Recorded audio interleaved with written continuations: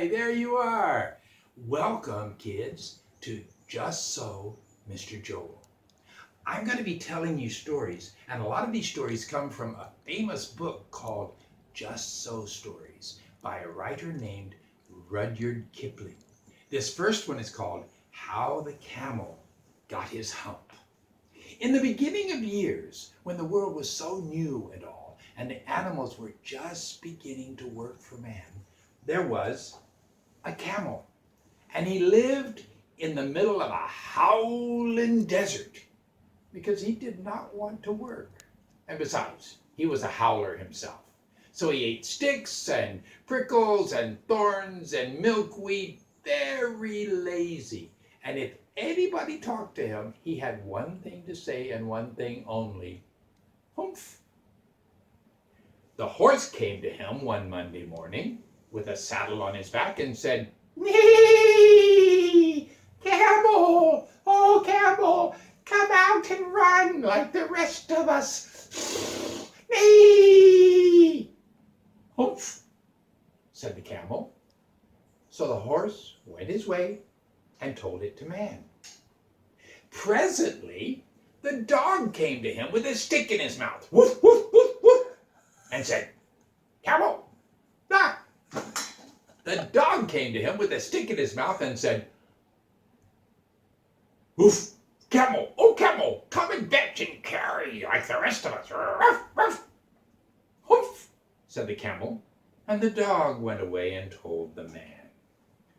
Presently, the ox came to him and said, "Camel, oh camel, come and plow like the rest of us." "Humph," said the camel, and the ox went away and told the man.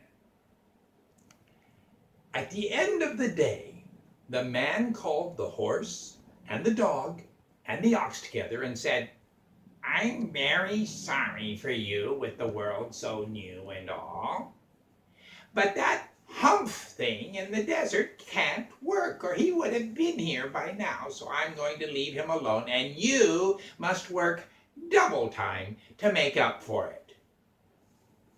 That made the three very angry with the world so new and all, and they held a meeting on the edge of the desert. And the camel came chewing on milkweed, very lazy, and laughed at them. Then he said, "Humph," and went away again.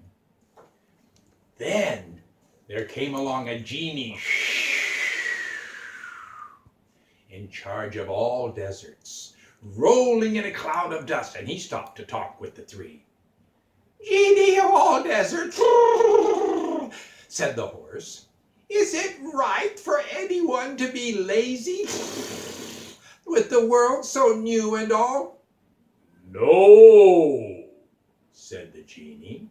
"Well," said the horse, "there's a thing in the middle of your howling desert," and he's a howler himself, "with a long neck and long legs, and he hasn't done a stroke of work since Monday morning. He won't even trot." "Phew," said the genie. "That's my camel.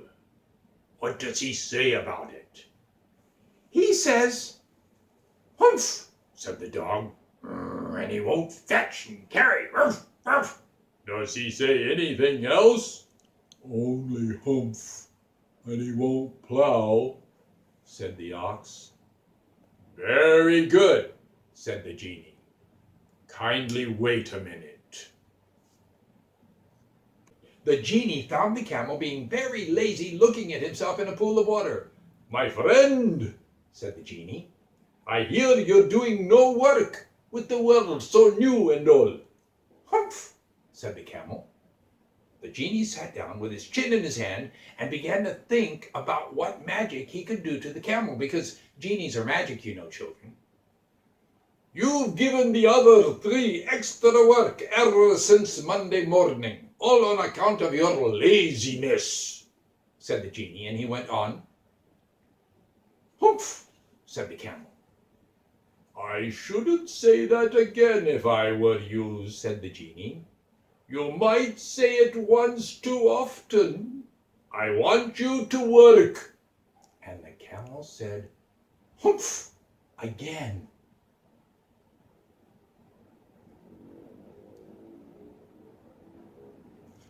But no sooner had he said it than he saw his back that he was so proud of, puffing up and puffing up into a great big humph. Do you see that? Said the genie. That's your very own humph that you brought upon your very own self by not working. Today is Thursday, and you've done no work since Monday, when the work began. Now you are going to work. How can I, said the camel, with this humph on my back? That's made on purpose, said the genie. All because you missed those 3 days. You will be able to work now for 3 days without eating or drinking, because you can live on your humph. And don't you ever say I never did anything for you. Come out of the desert and go to the tree and behave. And the camel behaved himself, humph and all, and went away to join the three. And from that day to this, the camel always wears a humph. We call it a hump now, not to hurt his feelings. But he has never yet caught up with the 3 days that he missed at the beginning of the world, and he has never yet learned how to behave. And that is how the camel got his hump. Good night.